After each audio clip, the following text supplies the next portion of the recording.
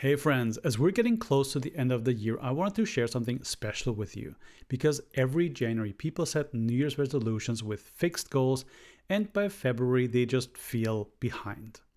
But throughout my entire creator journey, I've relied on yearly themes to help me stay on course and make better long term decisions, especially when things feel uncertain or get messy. And this is the first time I talk about this openly, because usually this is something I review on my own completely in private. That is, until I found out that Matthew Bliss is about to set his first yearly theme. So in this conversation, we talk about what themes are, how they differ from goals, and how they actually hold up when real life gets involved. So if you had a weird year like me and want to make better choices going forward, I highly encourage you just to watch the beginning to get a better idea of it. But for the theme nerds out there, there is also an extended version of this on the audio only feed, which I love to listen to while traveling for the holidays. And I really hope this helps you on your creator journey. Let me know what you think in the comments down below.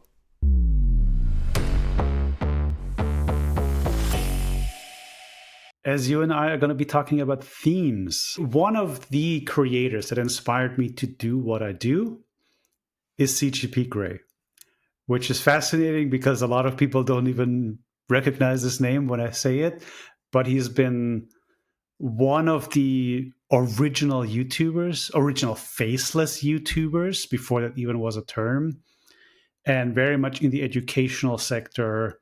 And one thing that I learned from CGP Grey was the concept of themes, an alternative to New Year's resolutions, but also just a principle or an idea to help you shape the direction that you're going, quote unquote, like steer your ship and stay on course. And I found out that you are aware of this and that you know CGP Grey and that you're taking themes serious this year. So maybe just give me your thoughts on what is a theme? Why are you taking action on it now? A theme being something that guides and nudges you, but doesn't make rigid exactly what you have to do at the end of the year. It gives you that flexibility. So you mentioned that it's not about making resolutions, it's about guiding the year. It's like going to the gym. The common example is always the gym because January 1st, Yes, everybody else gym get fit memberships, and that's it. Day one, everyone's there. Impossible to get to the bench press.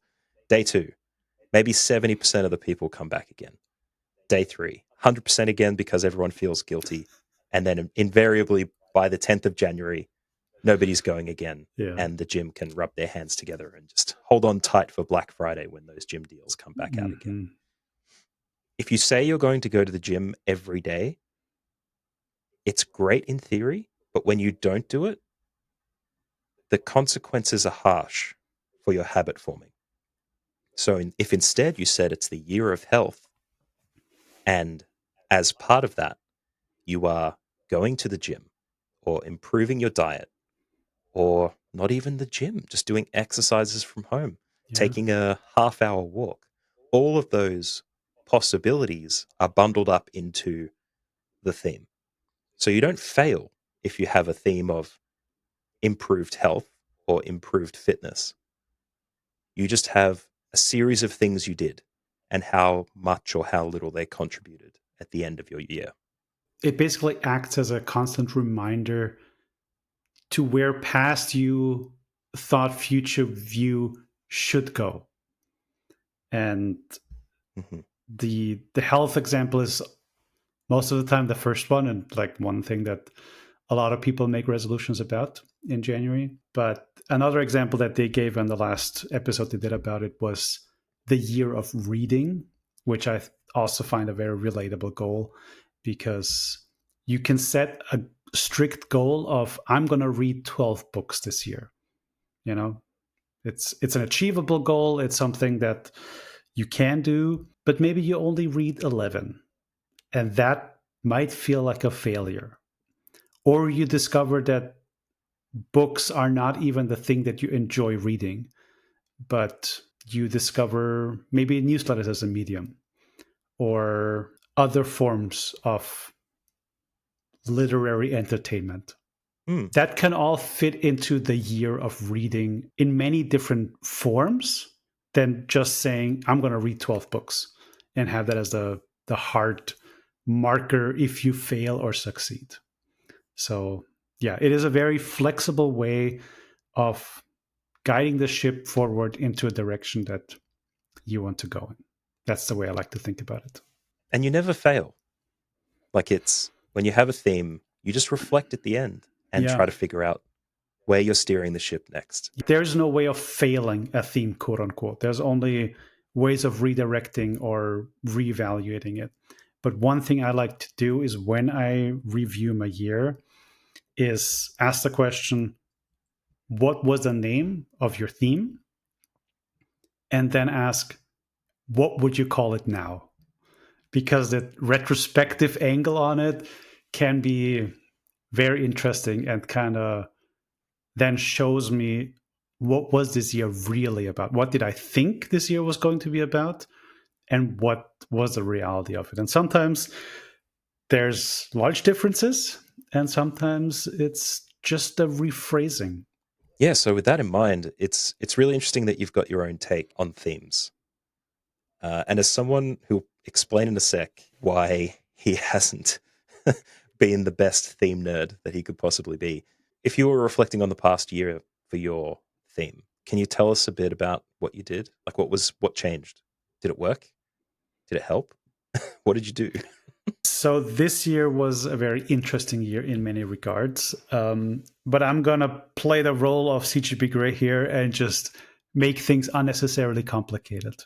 Instead of just having one theme for the year, I have sort of a theme arc that started when I started the idea of Orbit, when I became a creator, when I became self-employed again. That's when things started. Back in 2023, I had this visual that was like, I'm building a house. And so back then, I had the year of foundations, setting the foundations for a building.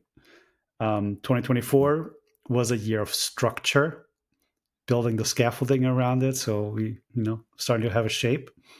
And this year's theme that I coined for this year was the year of refinement, meaning putting in all the little details that turn a structure into a house.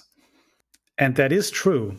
It is a year of refinement, but in a very different and more intense way than I ever thought it would be.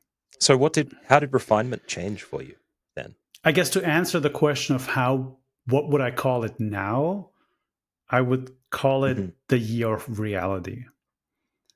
Because all throughout building, I've had the fortune to do what I do with a lot of support, financial support and coaching and structures around me that enabled me to do what I do through government programs, through employment programs.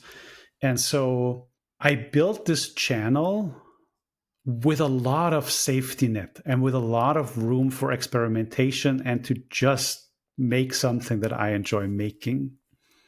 And so this year, I made a conscious choice to not apply for any more funding and just make sure this thing can stand on its own legs and create some kind of product and refine everything around it in the process, whatever that means. So a big part of that was the idea of I, as a creator, as an entrepreneur, as a self-employed creative person, need to have an income stream that is in my control, that is not grants, that is not advertising based, that is where I have some kind of influence over it. And the one thing I always wanted to make and what I from the very beginning thought would be, quote unquote, the product is some kind of community. And so in the beginning of the year, I spent a lot of energy on creating that iteration of a community and trying to get people inside of that. And the reality of it was not what I expected, because running a community is something I have done before for large creators. And so that wasn't something I was worried about. The actual time, effort to running a community and to do the admin things is really not that big. But once I ran, or once I launched my own community that people paid for, where I promised certain things, the emotional weight of it became really, really heavy and was really unexpected for me. And so that kind of shaped really the first half of the year, I want to say. And it just like all came to kind of a gridlock where just like I was going through the motions of uploading content really for the summer, completely ignoring the community at all. It's just like I can't deal with it. Like it was just mentally, I just couldn't. But I think this is the big overarching takeaway I have from this whole year. If I call myself a content creator, a YouTube creator, the main focus has to be the channel, the videos that I put out. And without building an audience or without making that the priority, everything else is going to suffer. Because if I focus on the business end of things, on the product side of things, that is also an option that a lot of people do very successfully. They focus on the product, and the content is sort of just the marketing for it. But that is not who I am. I create videos. That's what I've been doing for as long as I've been alive, more or less. So that has to be the focus. And what becomes of the community, which shape it will take, is a question I haven't fully answered yet. I have some tendencies. I have sort of a plan, but I don't want to rush into things anymore. I want to make sure that if I offer something, that I can be behind it 100%. And I feel like I've been talking a very long time about what my year was like, how the theme shaped it and didn't shape it, or what it ended up being. It's kind of clear though. Okay. It's clear to me. Okay. You expected the center of your look. Let's go there. The center of your orbit. Sure. That product, the mass that was going to have enough gravity for the refining things to float around it. You thought it was easier. Yes. Turned out not to be easy. But at the same time, you discovered that you had that all along, that the YouTube channel is the mass around which everything else orbits. And so perhaps what will inform your new year, of which I know nothing yet, because we haven't talked about new themes coming up, that could reasonably, realistically, form the basis of how you operate whatever continues your income stream that becomes reliable. And perhaps investing 100% into a community that you're not sure what to expect from, maybe a no contract monthly subscription, do what you would do for yourself with others around the YouTube channel, providing that value in a platform that you want to talk about is a good way to do that. I think I would call that, as much as we don't call it failure, I would call that a successful yearly theme. Because going back to the house, it's very similar too. Your refinement, you're starting to wire the electricity and the power points. And when you do that, you have to think about where the kettle will be. Where's the microwave going to sit? How much bench space do we have in the kitchen? How many appliances do we put in a bedroom? Like, you have to plan these things out before you get there. But it's only when you start doing them that it becomes clear where the PowerPoints go and how many things you can plug into them and how convenient those things are.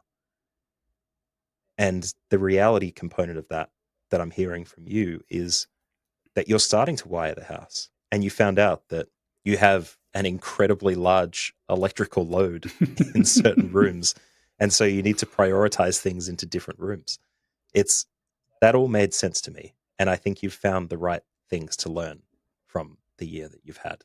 In the last month or so, I want to say, I did get to a point of refinement where it's like, now I actually can build a strategy that makes sense, that is not just based on what I think is cool, but on real feedback, on real data, on real conversations. And I feel, on the one hand, more confident than ever in what I do and more clear about what I do. On the other hand, it still feels a little bit like sailing through the fog and there's glimpses of light every once in a while from maybe a lighthouse or whatever. But it's hard to tell if I'm actually on the right course or not at this point in time. A couple of blokes that I work with out of the UK, out of England, Peter Daly-Dixon and Rob Drummond, we actually did a short podcast called Help Before You Sell, where we talked about the marketing funnel being a too reductive analogy for the way people approach things. And we talked about it in thinking about rooms. So there are bigger rooms and smaller rooms, and there's a progression through those rooms as you move through different parts of your marketing. And most people want the people moving through the funnel, through the rooms, to get to the end room. You know, the premium offer. That's what we want. The one-to-ones, the people who can drop 10K for half a year of whatever service we want to do. But it's okay to make the different areas of that funnel, the different rooms, as opulent as you can. So if that first room for you is the YouTube channel, you can create a veritable cornucopia of a buffet there. And the next room might be the newsletter, or it might be the community. Another room where people are excited to get even more. You know, we're thinking leather-bound armchairs and fireplaces, velvet drapes and comfortable furniture. Every single room can be as lavish and opulent as you like. What you don't want is to have a gray cement basketball court with a velvet rope in front of a door where you can see the outline of a glorious heavenly light. We must get there and wait in a line of people, just hoping that whatever you get to is going to be as great as you expect it to be. If you refocus and think about what your YouTube room is like, and, you know, put out the red velvet cupcakes and, you know, awesome chai tea blends and have people really enjoy that experience, you can start building rooms around it that have different experiences, but just as good, and make them just as attractive for anyone who might be in your orbit. And you want people to come in. Like, there's no padlocks on these doors. You're like, hey guys, the newsletter room is ready to go. It's just as good as this one. Don't worry. Take your cupcake with you. And whatever they get there is complimentary to each of the rooms. I think it's the Alex Hormozy of things that drills people down to think, well, it's so much easier to sell to 10 people at $100,000 each than it is to sell to 100 people at 1,000 each, or whatever analogy he uses. Think about making the rooms as delightful as you can and make that ecosystem as inviting for people who you want part of it as possible. I really like that visual metaphor. And it makes a lot of sense. I feel like now is a good time to pivot to your perspective on this whole thing and how you becoming a theme person now after listening to or being aware of this concept for many more years. I mean, I've always liked the idea of themes. I've always listened to, well, I say always. I haven't been a dedicated Cortex listener for a little while. But whenever I listen to the episodes, I always started to think, well, theme. I should get a theme going. Unfortunately, my life before I moved to Ireland in 2023 was fairly rigid. You work a government job, and because of the person I am, back then I wouldn't have realized that there was anything that could fulfill me further for development. As we get older and time goes on, our priorities change, our jobs change, and it takes time to figure out where you can get that self-improvement for yourself. In 2023, my wife and I resolved, after wanting to for years, to move to Ireland, where she's from, and start to build life here. And I had a pretty hard cutoff for what my previous life was because I was coming to a new country. I had to figure out what I wanted to do, what my life had come to at that point in terms of my employability, and also what other parts of my life would be like in this country, because it's different to Australia. You can't just decide to go out for a walk and go for a walk. You have to look outside and see if you need a rain jacket. And if it's too effing cold, you don't bother, which is why we have a treadmill downstairs. And also figuring out, if I didn't get a job, where my income would come from. Like yourself, I'm solo creator. Technically, I also edit podcasts for other people. And I've been very fortunate over the last couple of years to make that my main source of income. But there are things you learn about yourself over that time where you are making most of yourself available to others. And so in all of that functional administrative stuff, I'm not reflecting enough on myself. And so I come to you today after doing 7 to 8 months of, 10 plus hour days of podcast editing, sometimes 7 days a week, just to make things get by. Knowing a lot more than I did, but now having the space to both reorient my business path, leverage opportunities, start to value and validate myself instead of other people, and look forward to a brand new year with a path I can set for myself. So if I was reflecting on what I've done, perhaps for the last 2 years, let's keep it nice and recent, I'd say it was a couple of years of integration. 2023 to 2025 was integration into a new country, a new way of working, a new way of being on the other side of the world in a place where I've never lived before. And I think I've integrated successfully. I can tick that box retrospectively and say that I'm still here. I've had the fortune of meeting creators like yourself and forming a network that means I can start to explore things for myself a bit more. But yeah, that's how I'd probably summarize how I got to be here, ready for a new theme. And do you have an idea for your inaugural theme? What the path forward looks like for you? I did think originally that I would make it the year of self. But self didn't describe enough of what I wanted to do. So I changed it to the year of rebuilding. Ooh. Yes. Now, rebuilding, to my mind, will come in a couple of phases. The first is that I need to break down the bad habits, the proclivities that I have. So we're not just renovating, repainting the walls here. We're going to tear some stuff up. We're going to do some structural changes in the living space. Yeah. We're knocking some load-bearing walls out here. Breaking down the old habits, really distilling and tearing things down until I get to what personally and professionally is the essence of myself. Rediscovering who Matt is. So the first part is the breaking down of things. And then it's the rebuilding.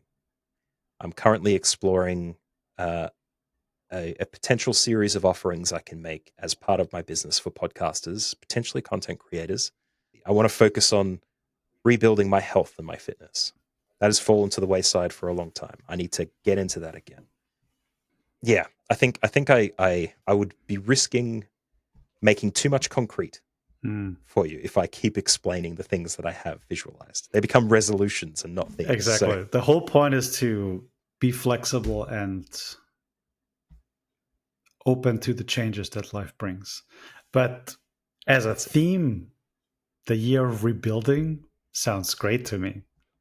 But look, I've been gasbagging for so long. What's your upcoming year, my friend? My theme for 2026, I think it will be the final stage of my multi-year theme of building a house. And so 2026 is the year of openness, of being open. So on the one hand, that means the house is finally built and ready for people to come inside and walk through the multitude of room and enjoy the spaces. On the other hand, that also is a reminder to myself to being open to new experiences, new paths, whatever else is out there. I've been there's a saying in German, but like you just have blinders on. I've had blinders on for the last 3 years, just like YouTube, and no joke. There are days where it is YouTube from the moment I wake up to the moment I go to bed, either working on it, consuming it, thinking about it. But I also know that over the last years, I missed out on a lot of things that are not work and maybe ignored some opportunities that were out there for me. And I just want to be able to really not just work, but enjoy life. And the year of openness is what I look forward to. And by definition, it doesn't really have any goals or concrete things that I expect from that. And we will see if this is a positive aspect or a negative aspect. But I just want to put myself in a mindset of being flexible and being able to change direction and be more joyful in everything. That is, I think, the way I expect it to shape out to be. Yeah. What do you think? I think it's great. I think we are probably closer than we would have expected thematically. Because one of the goals I have is to set aside time every day for myself, and you should probably do the same. Yeah. If you're looking to have new experiences and try new things, being open to new stuff, the only way to do that is when you create time. And if you only make yourself available for what you said, being locked in four walls, musing and consuming, there's no room for that. Yeah. Yeah. Look, I think it's great to have a partner to talk about these things, because when it comes to this long-term thinking, I think there's a real lack of it, right? It's so everything short-term rewards, and where do you want to be in a year, in 5 years, is for me was really hard always to really think about, to articulate. Where do I want to be in 5 years? I have no idea. I don't know how I'm going to pay rent in 3 months. That was kind of the attitude for most of my adult life, right? But that's definitely something that has changed. And chasing short-term rewards is gratifying for a little bit, but it becomes very exhausting and doesn't always lead to long-term success. And so thinking about the bigger picture, taking a step back is something I like to do. I think I'm pretty good at it. When you do it with other people, it's not rumination anymore. Right. It's accountability. Exactly. It's feedback. It's validation. Yeah. It's support. Yeah. It's community. Once you say things out loud, A, it becomes more real, but B, it also tests your ideas. I think we've all had that experience of like having a thought in our brain that's like crystal clear, and then you're trying to articulate, and it's like, actually, I don't know what I'm trying to say here, but it felt really real in my brain. Yeah. The idea that we do things by ourselves, that we can consume content and have that be the only thing, sometimes that's all we need to get the satisfaction, but it doesn't give us the reward. So doing it with others gives you the accountability that helps drive you towards what the reward actually is. It's not just a little bit of chemical that, spritzes across your brain and says everything's okay. It's doing it with others and consuming content with others along the same journey to be able to interact and create that community. Yes. I think it's really important. Or as I like to say on the channel, forget the algorithm, create with friends.